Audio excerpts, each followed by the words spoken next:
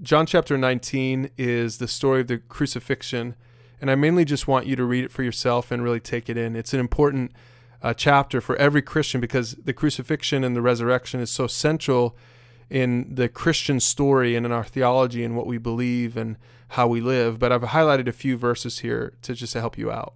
It says, Pilate had Jesus flogged with a lead-tipped whip, and the soldiers wove a crown of thorns and put it on his head, and they put a purple robe on him. Hail, King of the Jews, they mocked him, and they slapped him across the face. I'll let you read most of this. It says that Pilate brought Jesus back into the headquarters, and he asked him again, where are you from? But Jesus didn't give an answer. Why don't you talk to me, Pilate demanded. Don't you realize that I have the power to release you or crucify you? And look at what Jesus said in response to that.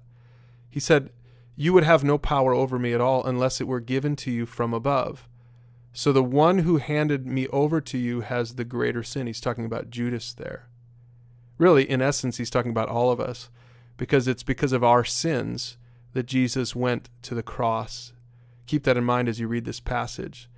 So Pilate turned Jesus over to be crucified, and they took Jesus away. And as we scroll down to the bottom, and again, I just want you to read this slowly on your own and really take it in and be prayerful about it. But after Jesus went through all of this excruciating stuff on the cross, it says in verse 30, when he had tasted this mixture of wine on a hyssop branch, he said, it is finished. And then he bowed his head and he released his spirit. And so he died. And that's just such a powerful thing to think that when he said it is finished, he's talking about the work, the mission that he had come to do, the suffering that he went through for us on the cross, the plan of God from the creation of the world, that he would go to the cross. He finished it for us on the cross.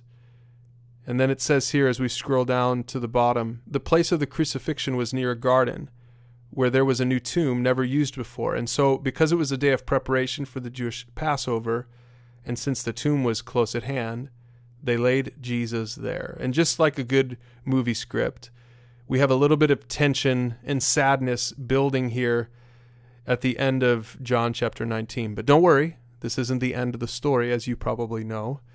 But you're ready now to read John 19, and we'll see you tomorrow for John 20 when you'll hear the rest of the story.